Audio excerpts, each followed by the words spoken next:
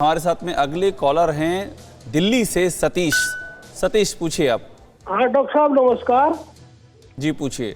Doctor साहब मेरी Mrs 55 old age है।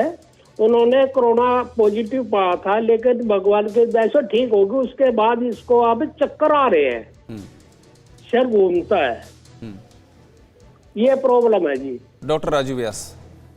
जी हाँ, ये middle ear infection viral infection के बाद में हो सकता है, और ये भी हो सकता है कई बार जब हमारी जो नाक के द्वारा हम लोग इस इन्फेक्शन को अंदर लेते हैं तो नाक और कान के बीच में जो एक ट्यूब होती है उसके अंदर सूजन आ जाती है। और मिडल ईयर इन्फेक्शन, ये दो कॉमनेस्ट कारण होते हैं जिसके कारण से इनको चक्कर आने की संभावना बनी रहती है।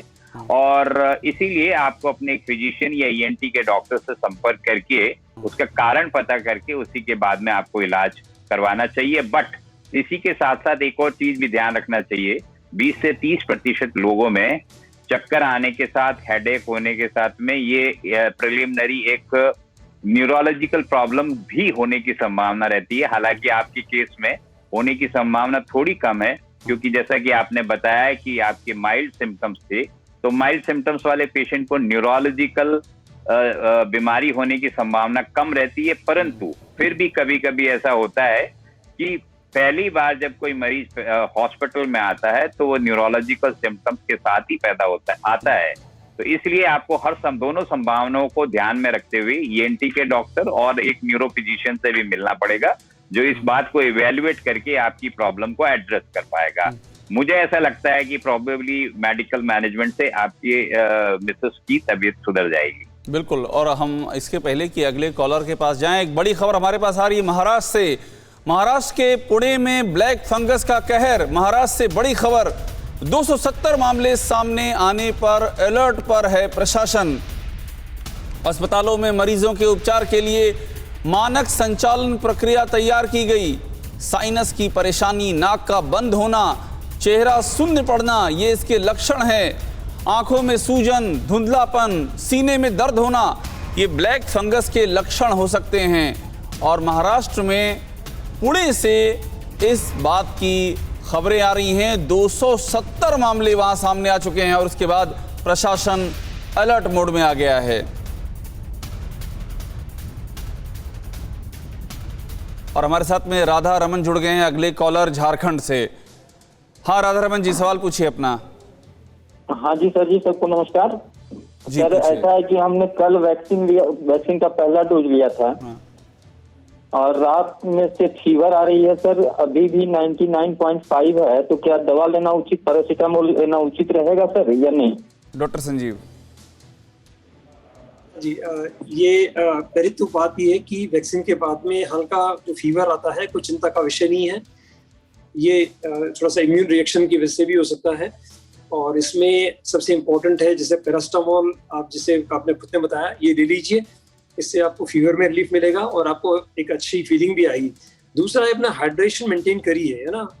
लिक्विड इंटेक अपना अच्छा बढ़ाइए, तरल पदार्थ काफी मात्रा में लीजिए और थोड़ा आराम करिए और पैरासीटामोल टेबलेट ले लीजिए, ये ठीक हो जाएगा कुछ ही समय में। बिल्कुल। और देखिए, अभी हमने जो खबर आपको दिखाई है ब्लैक फंगस, जिस तरह से महाराष्ट्र के पुणे में ब्लैक फंगस का कहर टूटा है, और ये सिर्फ महाराष्ट्र की बात नहीं है, ये खबर लगातार अन्य राज्यों से भी आ रही है। छोटे छोटे जिलों में भी ये बात, इस तरह के लक्षण सामने आ रहे हैं। तो ये क्या है पूरा जरिया, और ये मामला क्या है, कैसे बचें? डॉक्टर नीलम, मैं आपके पास आऊँगा। ये जो ब्लैक फंगस की चुनौती सामने आई है, तरीका क्या हो सकता है इससे बचने? क्या हम इसके लिए भी कोई तैयारी, जैसे कोरोना का पूरा प्रोटोकॉल है वो हम फॉलो कर सकते हैं? ब्लैक फंगस से बचने के लिए हम अपनी ओर से क्या कर सकते हैं कि ये समस्या ना आने पाए? जी देखिए, इसमें दोनों डॉक्टर्स और मरीज के लिए मैं आपको गाइडेंस दूंगी। नंबर 1, ब्लैक फंगस किस में होता है? ये नॉर्मल जिनको माइल्ड या मॉडरेट सिम्टम्स में उनको नहीं होता, ये उन्हीं में होता है जो मॉडरेट या सीवियर सिम्टम्स में या तो हॉस्पिटल में बहुत प्रोलॉन्ग ट्रीटमेंट रही है, या वेंटिलेटर या ऑक्सीजन प्रोलॉन्ग हुआ है, और जिनको बहुत देर तक स्टीरॉइड्स मिल चुके हैं, या मोस्ट इम्पॉर्टेंट जिनको डायबिटीज़ है और स्पेशली अनकंट्रोल्ड डायबिटीज़ है, या वो इम्यूनोसप्रेशन इम्यूनोमॉड्यूलेटर्स पे हैं, उनकी इम्यून शक्ति कम है, ये इन्हीं में सस्पेक्ट होगा। और जो डॉक्टर्स का एडवाइस है वो हम ये देते हैं कि जो भी पेशेंट्स में हम जैसे ऑक्सीजन में पानी यूज़ करते हैं उसको नरम ह्यूमिडिफिकेशन के लिए, तो वो पानी हमेशा स्टेराइल होना चाहिए। कोई गलती से भी गंदा पानी उस बॉटल में नहीं जाना चाहिए, ये इस्तेमाल करें। और वो ट्यूबिंग्स और उसके लिए तो सिम्टम्स क्या है, सिम्टम्स राइट ऊपर से लेके नीचे तक चलती हूँ, या आपको हेडेक हो रहा है, या स्वेलिंग अराउंड द आईज हो रही है, या कोई डिस्चार्ज या कालापन आ रहा है, नाक में आपको कंजेशन है या ब्लड आ रहा है आपके सिम्टम्स में, या कोई आपको कालापन लग रहा है, चीक बोन्स पे दर्द हो रहा है, या आपके टूथ में कोई लूजनेस हो रही है, टूथेक हो रहा है, ये सारे सिम्टम्स, या आपकी बलगम में खून आ रहा है, ये सब सिम्टम्स एक चिन्ह है।